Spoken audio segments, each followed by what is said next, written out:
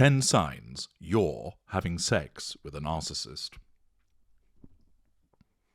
Sex is a major weapon of seduction that is utilized by all narcissists in some shape or form. Somatic and elite narcissists rely heavily upon the use of sex to seduce, to control, to draw fuel, and to access character traits and residual benefits. Cerebral narcissists use sex also, albeit not as much in the physical commission of the act, but perhaps more in remote ways. And even the victim narcissist will use sex, often utilizing impotence, incompetence, as a way of drawing an individual in to mother and nurse them. Sex is perhaps the single most effective tool available to the narcissist to assert control. Certain narcissists, of course, are hypersexualized, engaging in lots of sex. And if you want to understand more about the way that the narcissist uses sex and the way that the narcissist views the sexual act, you can do no better than read my groundbreaking book, Sex and the Narcissist, which you'll either find at Amazon or in the Knowledge Vault. Links in the video description. But here are 10 signs that you are having sex with a narcissist. Number 1. They want it often. A clear indicator of the narcissist is a very high libido, an immense sex drive, where the individual that you are in a relationship with wants it anytime, any place, anywhere. They give you lots of sex. The quality might be mind-blowing, or it may be less than so. But the point is, they're always up for it, always wanting a quickie, wanting a shag, wanting to get down and make the beast with two backs. They want to engage in sexual congress on a repeated basis. This is being done as part of, essentially, monopolizing your time by flooding you with lots of sex. It's done to make you feel that you're immensely appealing to the individual, so that you and your emotional thinking are driven to cause you to believe that you are highly desired, that this person can't get enough of you. Moreover, particularly if you have a narcissist that provides you with excellent sexual outcomes, it feels wonderful. You're given climax after climax. You're able to indulge in many of the fantasies that hitherto had only just been those, pure fantasies. Your needs and desires are catered for. The narcissist gives you what you want and gives you plenty of it. Monopolizing your time, there's a certain control over you and drawing huge amounts of fuel from you as a consequence of all of your responses, your orgasmic oohs and ahs and give it to me baby and yeah, that feels so good, etc. Hypersexualization is a key marker of the narcissist. Number 2, they suddenly stop wanting it. In any normal, healthy relationship, during the initial stages, there can be a lot of sex, and then this eases to something where it still takes place, but not as regularly. But it doesn't completely stop. With the narcissist, you're given loads when you're in the golden period, and then, when devaluation occurs, the sexual activity falls off a cliff. You get nothing. Backs are turned to you in bed. Your hands are pushed away. You might be offered excuses. I have a lot on my mind at the moment. I'm feeling rather tired. Can't you just leave me alone for one night? This, of course, is the devaluing behavior. And this is because the narcissism instinctively recognizes that you're embedded and under control, and that your fuel has essentially become stale, and you're now being unconsciously punished, where an unaware narcissist, or consciously punished by an aware narcissist, because you are viewed as a failure. Your failure to continue to pump out exhilarating fresh fuel amounts to a threat to the narcissist's control, and the narcissism responds by punishing you, withdrawing the very thing that you've been given plenty of. Therefore, there is a marked contrast. You were taken to the highest heights, and now you're flung down to the lowest lows, and therefore the gap between the two is all the more. It has a devastating impact upon you. You're confused, you don't understand why this withdrawal has occurred. This causes you to try harder to please and to placate and appease the narcissist, continuing to keep you under control and causing a shift in the provision of your fuel from positive to negative. Number 3, no birth control. It's neither mentioned, or if it is, it's dismissed. The reason being the lack of accountability of the narcissist. The suggestion of birth control amounts to some narcissists as a shackle upon control, and therefore there is a laissez-faire attitude towards it. Condoms aren't used, pills are not taken. Instead, I'll whip it out before I'm about to come, might be the best that you're going to get. The reason for this is that it demonstrates a sense of entitlement, absence of boundary recognition, and the lack of accountability demonstrated by the narcissist, which all go to the issue of being able to assert control and nullify the threat to control posed by you insisting upon contraception. It is also linked to the fact that a narcissist may well try and get you pregnant or become pregnant as part of the assertion of control over you.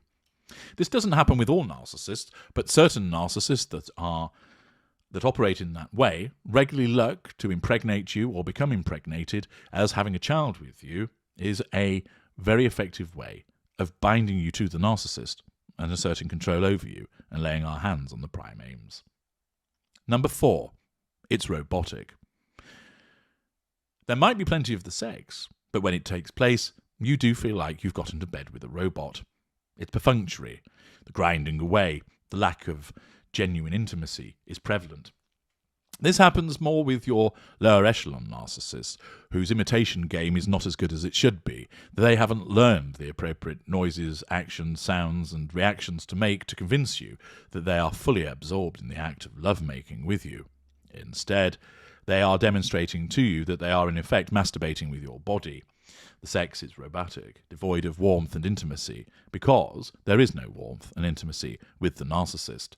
It just so happens that this particular type of narcissist is unable to mask that because their narcissism has not evolved in that manner. Number 5, they are not there. The narcissist is clearly in the room with you, coupled with you, engaging in having sex with you. But it's as if their mind is somewhere else. They might not look at you, they might be staring off into the distance, or even if they do look at you, you feel that they are not present. It's not the case that they are thinking about somebody else or being with another person, although that can happen. More usually, it's quite simply that the narcissism doesn't need them to be occupied mentally in the act, but instead just causes them to go through the activities and actions because that causes the narcissist to be able to assert control over you and draw fuel. Because there is no true connection between you and the narcissist, although you are conned into believing that it's the case, the narcissist is simply not present. You are getting a glimpse of the emptiness that lies behind the veneer that is demonstrated to you. Number 6, you're made to do things that you don't like. The narcissist operating with a sense of entitlement, a lack of emotional empathy for you, an absence of boundary recognition, and a lack of accountability for their own behaviours will often use malign manipulations to cause you to engage in behaviours sexually that you find distasteful or even abhorrent. The narcissist, particularly where somatic or elite, will engage in a variety of behaviours where basically they're up for anything. With no sense of boundary recognition, with no restraint upon those behaviours, and no due regard for you as a human being, because simply you are an extension of their desires and needs, the narcissist wants you to engage in particular sexual practices. In some instances, you are given no choice whatsoever, and you find yourself being forced to do these things, absent consent. In other instances, you are made to feel guilty if you don't engage in it.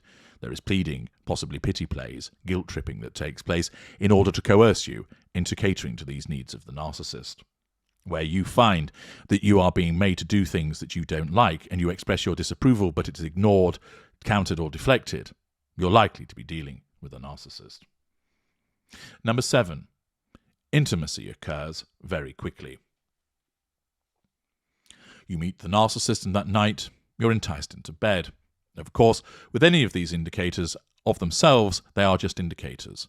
But where you have a range of them and they're repeated over a period of time, then they become more determinative of the individual that you're dealing with.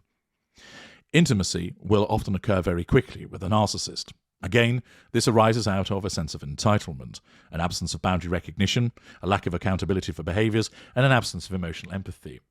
The imposition of sexual activity upon you means that the narcissist is able to use this major weapon of seduction to get hold of you, to control you, to draw fuel from you, etc. And because the narcissist is in a rush to bring you under control, particularly where the narcissism detects that you will prove a particularly useful appliance, then this is wheeled out at a very early juncture. You may find yourself being taken to bed at a very early juncture, maybe within mere moments of meeting the narcissist. You go on a first date, and there is an attempt to get you into bed to perform a sexual act, possibly not even before you get home.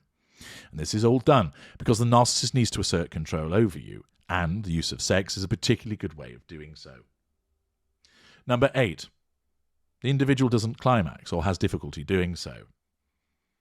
This is as a consequence of the fact that the act is too intimate and therefore feels like a threat to control to the narcissist.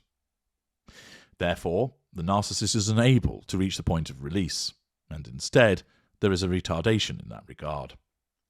Sometimes the hypersexualization of the narcissist reduces the amount of sensitivity, resulting in the fact that achieving orgasm becomes particularly difficult, and instead they either don't bother or they sneak off to the bathroom to manually relieve themselves, and you find out afterwards.